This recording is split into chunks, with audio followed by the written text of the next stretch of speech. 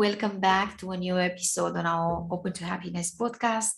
I am your host, Nicoletta. Today, I will be joined by Sharon Valenti, a business coach from Georgia, USA. We will be talking about the relationship between business and happiness today. This is a very, very intriguing topic. Hello, Sharon, and welcome to the podcast. Hello, Nicoletta. Thanks for having me here. It's a pleasure to be here. You are very welcome. So let's start by finding out a little bit about you and your journey in life and what brought you to this point where you're now coaching people in business. Thank you for asking that.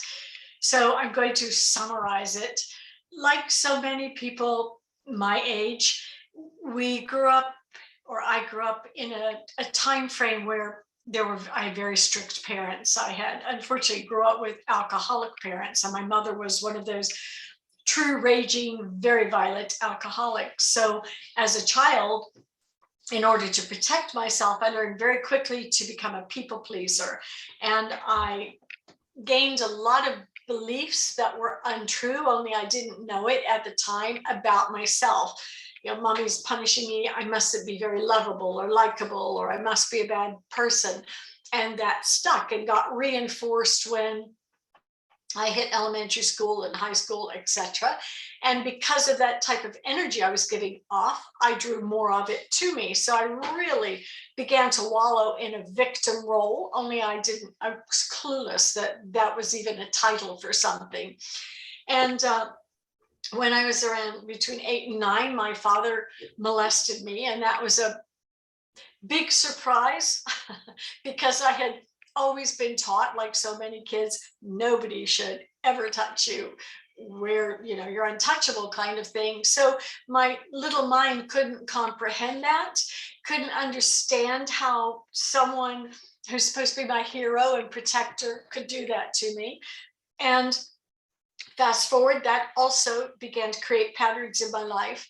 And one thing led to another, and it led from one violent relationship and one less than desirable relationship until one day I said, I've had enough. And it was that clear. It was just like, how much longer can you live this kind of life? And a voice very clearly in my mind said, you can't, you got to get out now. And at that time I had 2 children. So I made arrangements, and I realized I'd always been afraid of the unknown, all these fears going on in my mind and so on and so forth. But that's opened the door for me. And it began a self-exploration, for lack of a better way of saying that.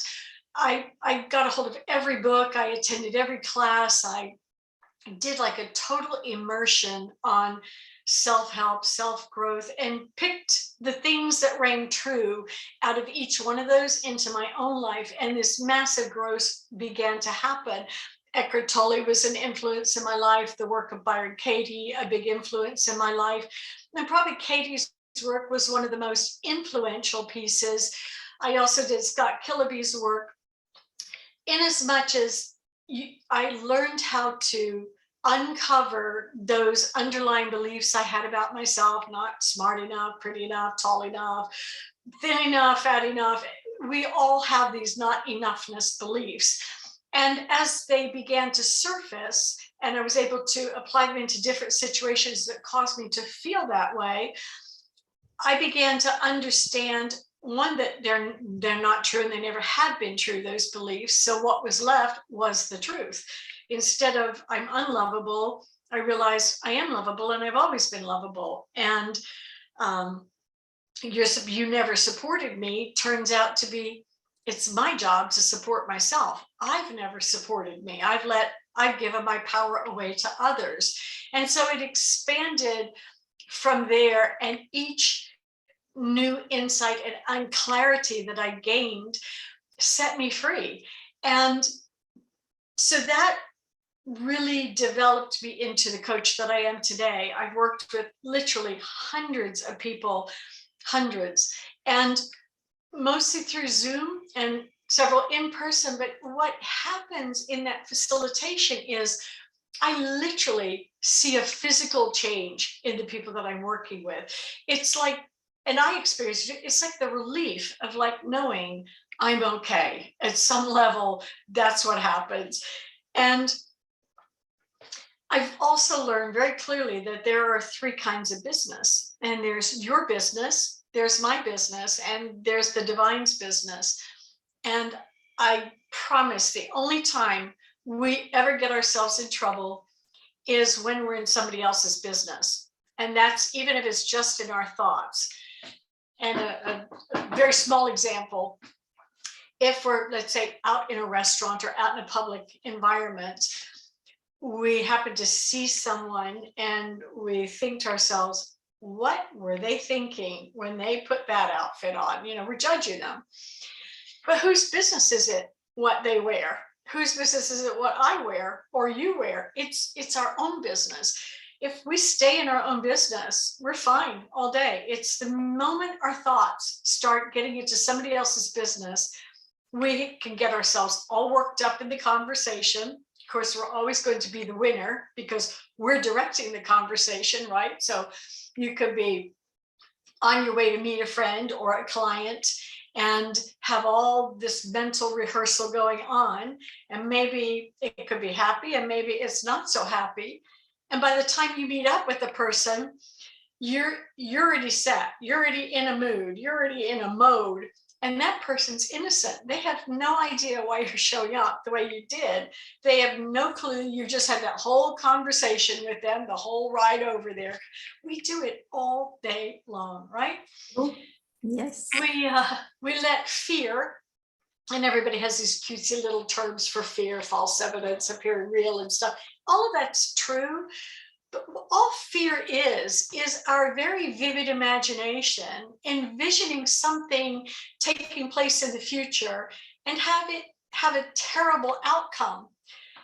Why do we do insane things like that to ourselves? You know, it feels so real while we're conjuring up the whole story, and the only place it's taking place is in our mind. So I look at it this way. Well, I've scared myself silly with my own thinking, and I'm still here and I'm still okay. I may as well do it anyhow because I don't know if it's really going to end up that way. And now my way of thinking is, if it's about the future, it's just as easy to create a nice story and have a favorable outcome. That type of mindset is what they call the law of attraction. Whatever you're giving your dominant thought to is what you're going to get back. And we've all done it. If we've all wanted something really, really badly and we've really focused on it, and generally we get it. Either way, whether it's good or bad, it comes to us. We've all had that experience. And may as well create a good story. If you were an author going to write a book, right? And you wanted people to embrace and love that book and feel happy about it, are you going to write a bad story? No, you're going to write an uplifting, enthusiastic, positive, hopeful kind of book. Yes, as an author, you want your book to sell to the people that are looking for that. Well, you're the same. Wouldn't you want your own life to be like that? Write nice stories. And I'm not saying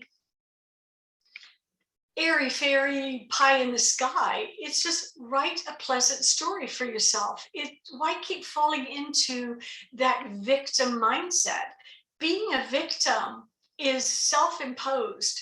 Nobody can make me laugh. Nobody can make me feel good or make me feel bad, make me feel sad or make me feel glad.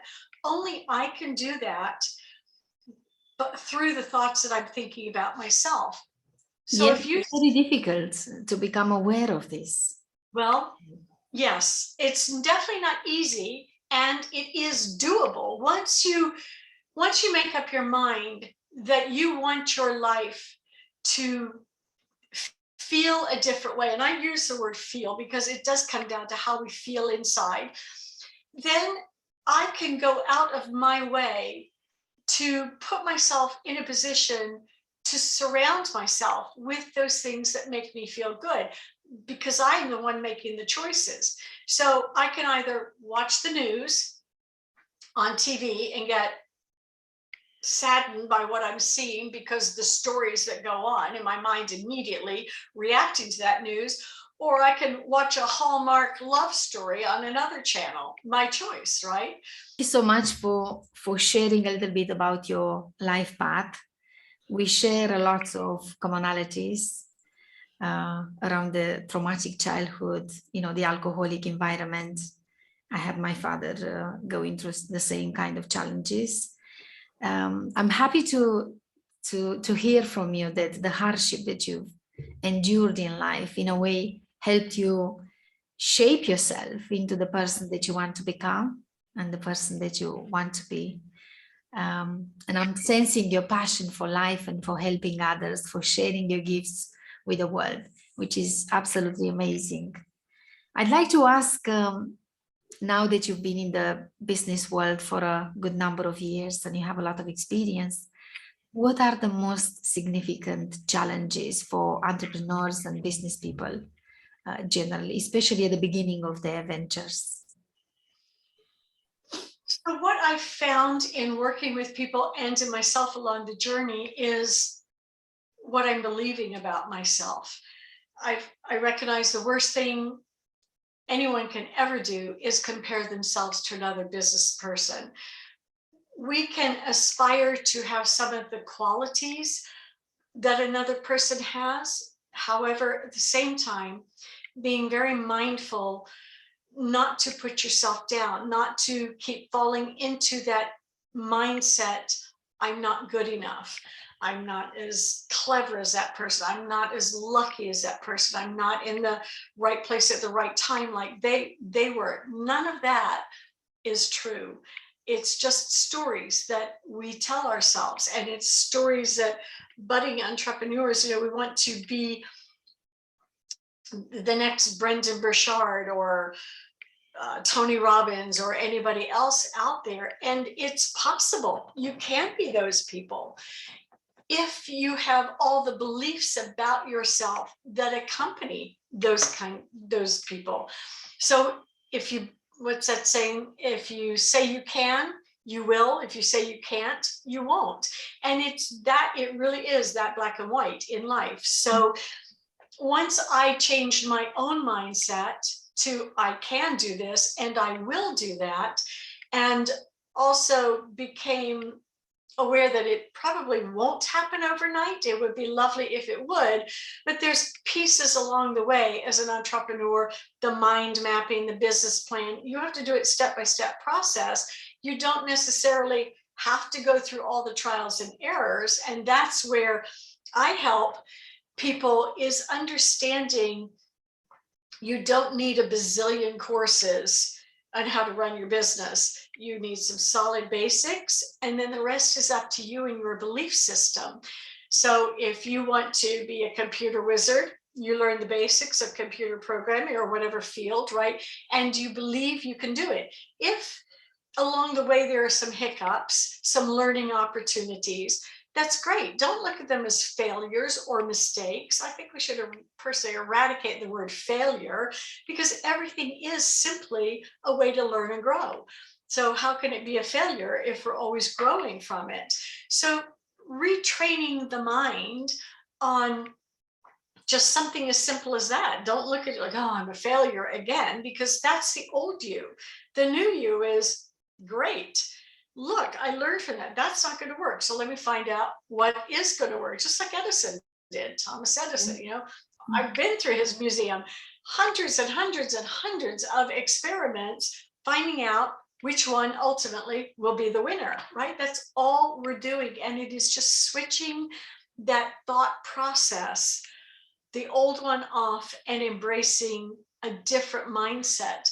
What I find has been most helpful is like the Berlitz School of Languages. It's a total immersion in that new mindset. So surround yourself, whether it's through podcasts, videos, audios, whatever, of just listening over and over to the people whom you want to be most like. So listen to Tony Robbins, listen to Brendan, listen to Lisa Nichols, hear how they present, how that energy and that positivity radiates through them. They had less than stellar stories at one time in their life, and they were able to turn it around, because what happens is the more you practice, the more you listen to new ways of thinking along the lines you want to be, you're creating those new neural pathways. And the old neural pathways, the old stories, become obsolete. And the more you are tracking on this new pathway,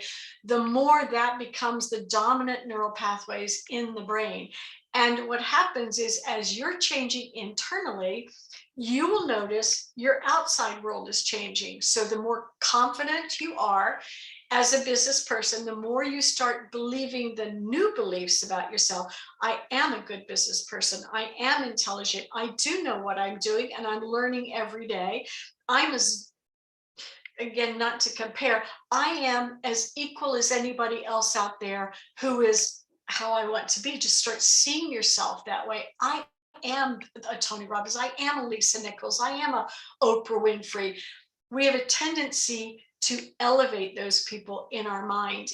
And it's important to remember they're just people. Yes. They're people. Yes, it's very That's interesting that you mentioned all of these people that are well known in the knowledge industry.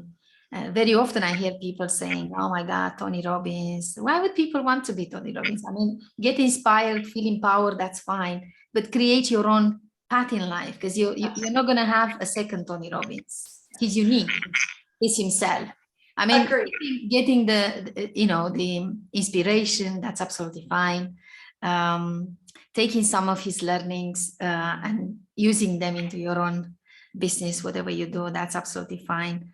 Very interesting. I think they are bringing something into the world throughout these, modern days that we're living right now, which is indeed changing how we are all relating to ourselves and the others.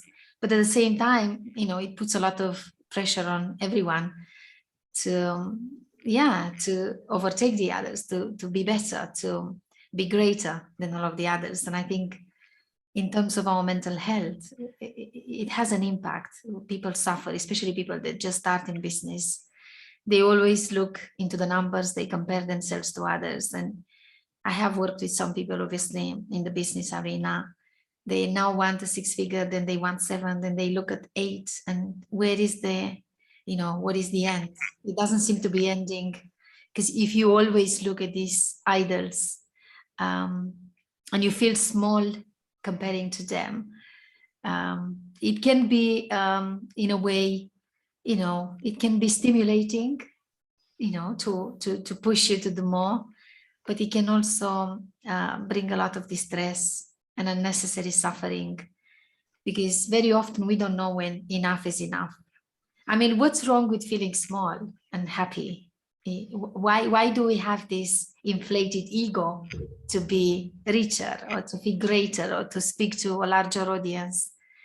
What is it about us? What is it about our personality, our ego that wants that?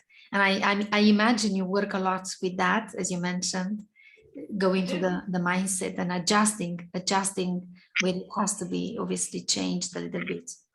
So now that we know what's the common theme in the business in terms of challenges, people that lack confidence, or they feel very easily demotivated, maybe they experience the success and failure as being either or, not two ends of the continuum on which we usually move quite nicely up and down, which is a natural way of experiencing life.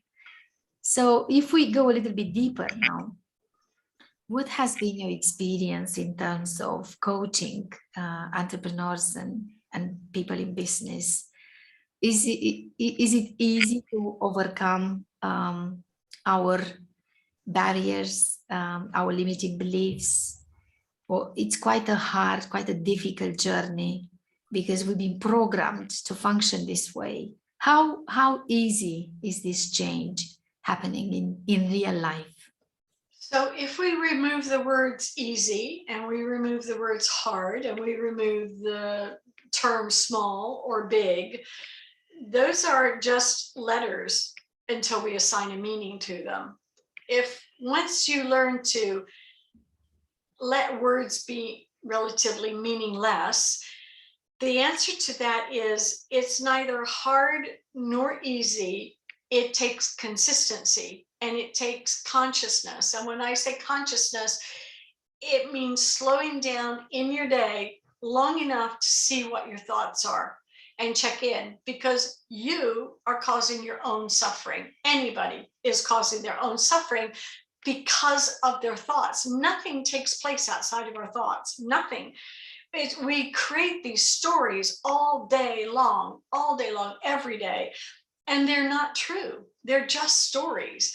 So if I want to say, oh, I'm not as good as Tony Robbins I want to be, why? What is my why? That's the greatest thing Simon Sinek's taught, is look at your why. Why do you want that fame? It always comes down to a not-enoughness, because I don't think I'm important enough. I want to be important. Why do you want to be important? Why do you need to feel important? Trust me, if you become as well known as somebody like an Oprah or Eckert or Tony, and you're empty inside because you haven't learned how to love yourself, accept yourself, like yourself, support yourself, show up for yourself, and you are still looking to the outside world to do that for you, you will never be happy. You will never be whatever your definition of success is, because you will always feel empty inside. The only way you overcome that is by finding out all those underlying beliefs you have about yourself and questioning whether they're true or not. And one technique I use is I have people write a letter to the person who hurt them the most. And this isn't a happy, nice letter. This is a, dear so-and-so, you were real so-and-so, and this is what you did to me. This is how I felt at the time. Unloved, unwanted, small, like I should have died at birth, whatever it is. You write all those things. Those are the underlying beliefs you have about yourself. Those are driving your life. And until you question those and learn to let those go, you can have all the money in the world and you will never be happy. You can have people standing, cheering, clapping for you like they do in these big auditoriums for the big people like that we know out in the world, and still feel empty and hollow inside, still doubt whether you're good enough to be on that stage.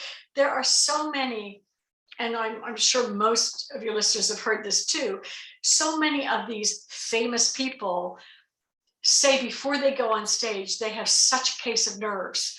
And their nerves are, this is the big fear about public speaking, we are so busy worrying about what other people are going to think of us, how other people are going to perceive us. We have no control over it anyhow. Somebody's going to think you're wonderful. Somebody's going to think you're lousy. Somebody's going to think your outfit's great. Somebody's going to think it's awful. Get over yourself. Let it go. You have no control. Just get out there and speak your message. Let it go. Stop being worried and stop looking outside of yourself for others to fulfill you. Stop looking out of yourself, blaming others for what's going on inside of you. It's not your fault or my husband's fault or anybody else's fault whether I'm happy or sad. It's up to me. And it's the same. I teach people, why do you want to be a Tony Robbins? Because you think that fame is going to make your life better. Where's your proof? Where's your proof if you're another Oprah Winfrey that the world is going to love you, or you're going to love yourself? Absolutely. Where's your, will you be happy? Not if you haven't cleaned up your baggage inside. It's why when people marry, divorce, they're taking their baggage with them. And it's the same with entrepreneurship. If you don't clean up your mindset early on in the game, it will become very difficult to get to a point in your business where you will feel like you are successful. By definition of what you are defining your success as, is success money? Is success feeling good about showing up and helping people every day? Is success, what is your definition of success? And how is that changing in time? Yes, Because life definitely. changes, you go through different seasons in life. Yeah, And you feel definitely. inspired by other people or by your own experience. And I think it's very nicely put how you explain it, because even people like the ones that you mentioned might feel at times empty inside and might feel not good enough and might feel like, they have that imposter syndrome. Who am I to address the world? Who am I to teach others? Which we all feel. But our experience is as valid as any other human experience. That's right. And it's up to us to decide how much we bring it out there and we share it with others. And I have the feeling that in a way what you're doing is not different from the work I'm doing in the therapy room, where obviously I do a little bit of coaching naturally, because everyone is coaching everyone in a way. We don't have to be in a formal environment. Sometimes we help others, family, friends, people that we meet in our social life. And it seems to me that you're trying to encourage people to get to know themselves. That's the main point of the work you're doing. So they understand exactly who do they really want to be, and find a bit of meaning and purpose in what they do, in what they aim to have in life, what they aim to be. Because with this without this clarity, I think it's very easy to get lost and follow others, follow the crowds, and lose track and direction, and find yourself towards the end of your life. Like I found many of my patients when I was working in palliative care, find yourself quite lost, quite unhappy, quite confused of what was this about. And that's a very unpleasant feeling, as I've witnessed many times. Am I sensing it right? Is it at the core of your work to help people get to know themselves and It's to help people accept who they are. accept who they That's are? SDR. Yes. What's wrong with acceptance? We accept the sky is blue. I don't try and change it to green, yellow, pink, right? It's accept the sky's blue. No argument there. How do I know you should be the way you are? Because you are. That's simple. How do I know I should be the way I am? Because I am. And once I accept it just that simply, there's no arguing with reality. There's no trying to try. I don't believe in the word try. We either do or we don't. There's no bemoaning, oh, I should be somebody else. Why? I'm here. I was put here to be who I am now, and accept it. Don't buy into all this external garbage out there that you have to be somebody else. We, from the time we're little, have been trained to put ourselves last. Let the company go first. Let them help themselves. Why? And then we're made to feel bad if we, not in a narcissistic way, but if we want to take care of ourselves first, soothe ourselves, be okay with who we are. We have been trained to feel guilty for wanting to be okay with who we are. We're taught by parents, teachers, etc. That's not good enough. That's not that grade's not good enough. Until finally we're hearing, I'm not good enough. We've twisted that.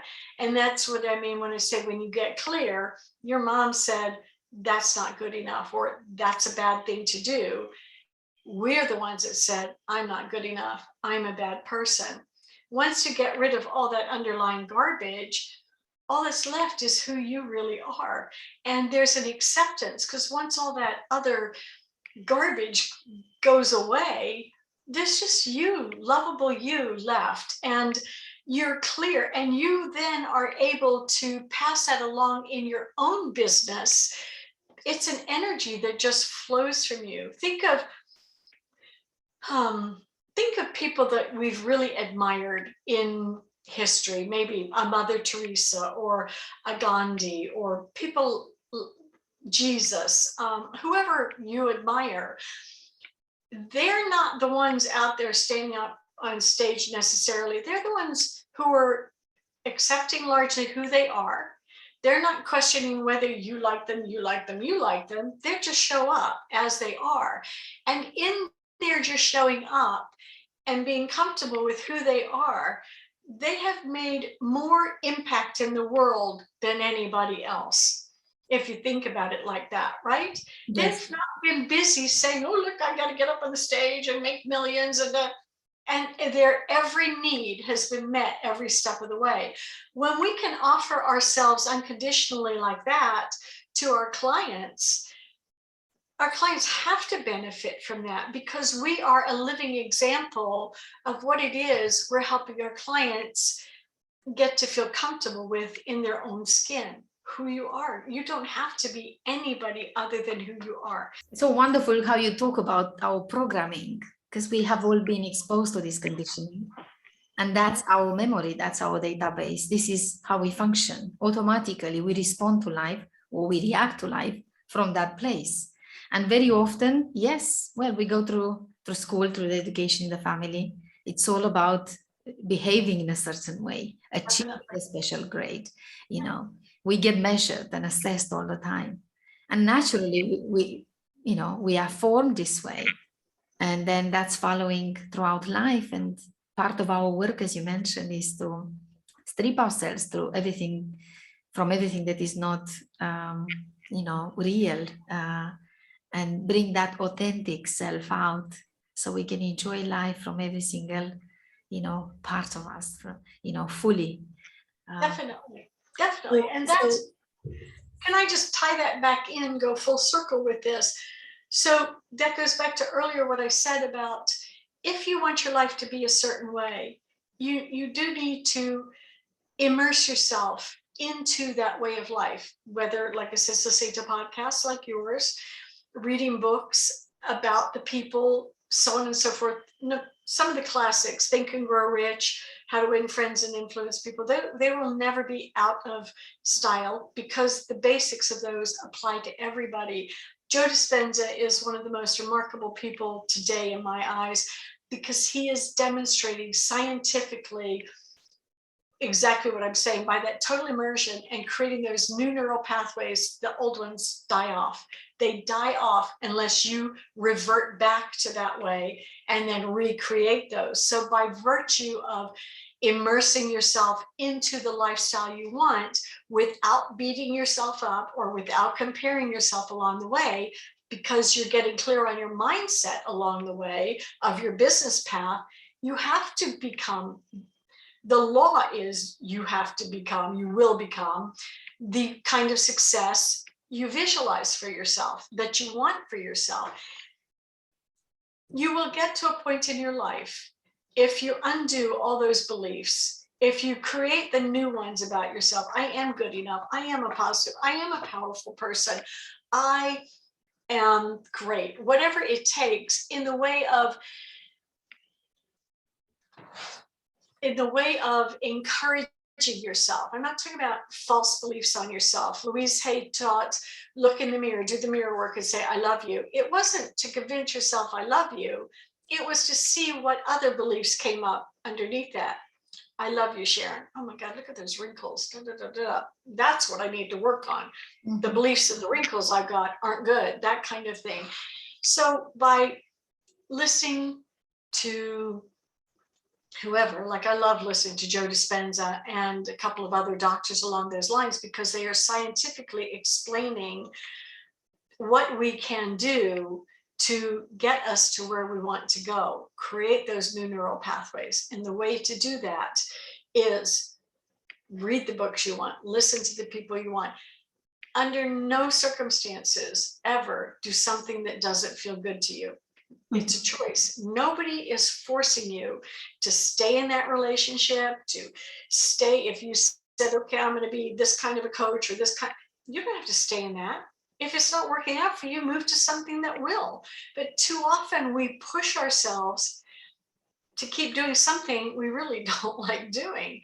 And we're doing it to ourselves. So getting clear, and that's an indirect answer to your question.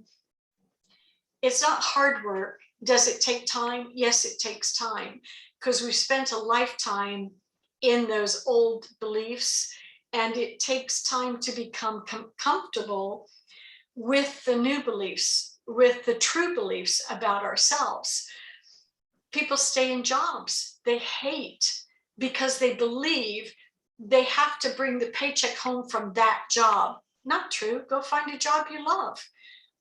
You have to pay the bills. Even that, is it true you have to pay the bills? No, maybe somebody else will pay them for you. We just get trapped into believing certain things without questioning whether that's an absolute truth. And now moving into the business world, is there room for happiness there? Now that we're exploring what's going on with us, how absolutely, absolutely. So, what's been your experience? You talk about inner peace and happiness. Let's talk a little bit more about that. So, how much happiness is there in the business world? So, first of all, when you get into something that you love, so let's say you were doing a 9-to-5 job before and you decide you want to get into the entrepreneurial world, there's a reason.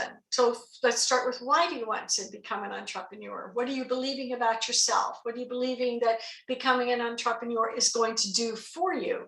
And if you're very clear on that, and generally when people are entrepreneurs, it's because they're providing a service. They want to provide some kind of service in the world.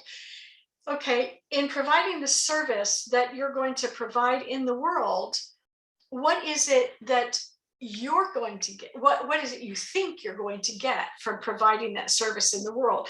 If it's money, if money is the first thing, then my invitation would be to revisit that. Yes, you could make some dollars, but is it going to be that fulfillment that you're looking for? Is it going to fill that emptiness you're feeling inside, which honestly has turned you into the entrepreneurial world because you think something is going to be fulfilled by doing that?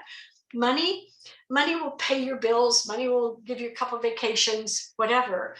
But if it's not satisfying, we want to keep looking at your why, at your why, at your why. And when you find that bottom why, then you might decide to choose a different pathway. Does that make sense what I'm saying? There was an example. This man was talking to another man and he said, why do you want to be a successful entrepreneur? And the man said, well, to make money, of course. And the man said, well, why do you want to make the money? Well, so I can pay my bills and support my family. And why do you want, and so I can have more time to spend with my family. Why do you want to spend more time with your family? So that they see me as a good father. That was really his why. He didn't believe he was showing up as a good father. Had nothing to do with success or money. He wanted to be seen as a good father. So perhaps once he dealt with his not true belief, I mean, he doesn't even know if he's being perceived as a good father. The perception is his own. He's perceiving himself as not being a good father, but ultimately he thinks being a success in business and having all that money and spending more time with his family, he's going to see himself as a better father. Okay. And who knows? Does that make sense what I'm saying? Yeah. When you find your real why of why you're doing the business you want to be doing, you'll find out, is that really the right path for you? Mm-hmm. And so in looking at that, you'll either ultimately come to the conclusion, yes, this is still the right path because I'm doing it for reasons that are fulfilling me, that ultimately will fulfill me when I get to this point that I'm visualizing myself to be at. And well, now that I look at it like that, really, I need to be pursuing this instead. And that will be, so I help people find their clarity. And even in listening to this, people will find their clarity. Mm-hmm. The people you work with, are they happy whilst they are navigating the business world? Do they find peace? Not initially. Mm-hmm. Not initially, because they're coming in as unhappy people. And as they gain the clarity, it's remarkable the changes that happen, things that they didn't even put two and two together.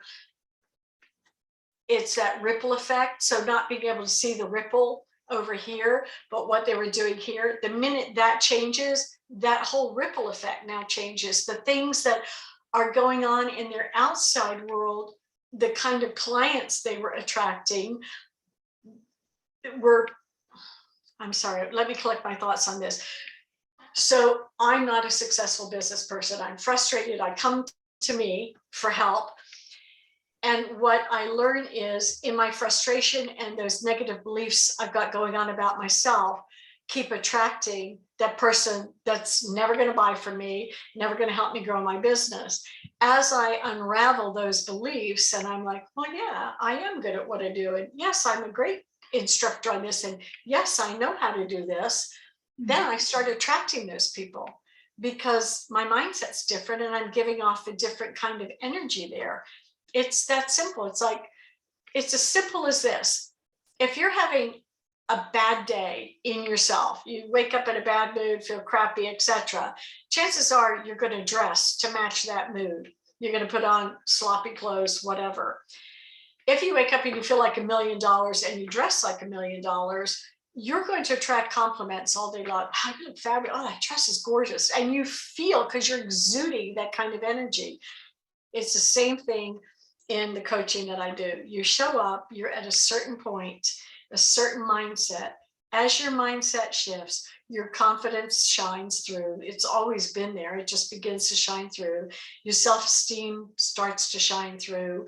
Your appreciation of yourself, where you're at and what you offer to the world shines through. It's like a magnet. People are drawn to you. The right people are drawn to you. And then you really step into your power. You really help people. And that's where that word of mouth that every entrepreneur wants, that word of mouth advertising, just springs into life as a result. I mean, all these names that I said, Robbins, Oprah, we all know their backstories. They didn't start out where they're at. As they stepped into who they really are over the years, they just exude that different kind of energy. I mean, a lot of people stateside know Oprah from her early days on her TV, on the other talk shows that she did, and her up and down weight losses. I mean, she was so relatable. But as she has grown in herself, she's had so many spiritual advisors, so many coaches, and she's very honest about her own growth. As she has evolved in her belief system about herself, she is now a giant in the world. And it wasn't that she did anything other than change what she was believing about herself. And as that grew, look where she's at today. That same opportunity is there for everybody. You just have to have that right coaching to help you see yourself clearly, who you really are, instead Wonderful. of this deception. That's it. It's that simple. Fantastic. And now towards the end, Sharon, let's share with the listeners and the watchers. What can they do to go as quickly as possible towards reaching this milestone, to get to know themselves, to find out who they really are beyond all of these labels that have been placed on them, beyond all of this conditioning, and then maybe live the life aligned to who they want to be in the world? I'd say, number one is have the willingness to do it, not be one more program that you buy and put on the shelf. You know, you do 2 lessons and that's the end of it. You really have to be sick and tired of being a victim. You have to recognize your victim. You have to recognize that it's going to take effort on your part and a willingness to make those changes. So some very quick and immediate ways of doing that are slow down, catch what you're thinking when you're thinking it, and change the story. Start listening to the people that you admire. When I say listen, I mean forget TV. Start listening to podcasts, start watching the YouTube interviews, just play it over and over, find your favorites, listen to it. Write a list of people that you admire and respect the most. And next to that list, write the qualities that you admire. What is it about them that's shining out? And believe me when I say, you will only see the qualities that exist in you. And after you've made that list, be willing to embrace that you have all those qualities. We tend to blow. Oh, I'm not like, yeah, you are like that. You wouldn't be able to see it if you wouldn't be able to see it and write it if it didn't live in you. So that's a starting point. Most people push that away. They're like, nah, that's not really me. Well, maybe I'm a little bit kind. Well, maybe, no maybes. You are that way. You wouldn't be able to see it. And then secondly, work with a coach who works with mindset that can help you immediately find those beliefs that are running your life right now, that are those self-sabotaging beliefs that you don't even know you've got running your life. Yeah, I mean, those are the most crippling. And then be willing to challenge yourself to catch moments when you're thinking like that and take responsibility for yourself. Don't blame others for what's going on in you. It's so much easier to do that. You make me so mad. Not true. I made myself mad. I was believing something about myself. When you said what you did, I immediately believed something about myself, and I need to stop and figure out what it is and find out, is it real? You said, no, I don't want to go to the coffee shop with you right now. And I got angry. Well, anger is control. And underneath that anger is, you don't think that I'm worth your friendship. You don't think I'm good enough to go have coffee with you. You don't think my idea is so important. You think your idea is more important. These are all the underlying conversations that are happening in seconds. You have to be willing to slow down and take a look at that. And you have to train yourself to be able to look at that. Once you get to that point, you don't even have those conversations, because as soon as the thought arises, as soon as that trigger happens, you've already solved it and it's gone. There's no more standing like this, around your partners. There's no more arguments. There's simply no more arguments. Wonderful. That's great. That's very valuable. Thank you so much, Sharon.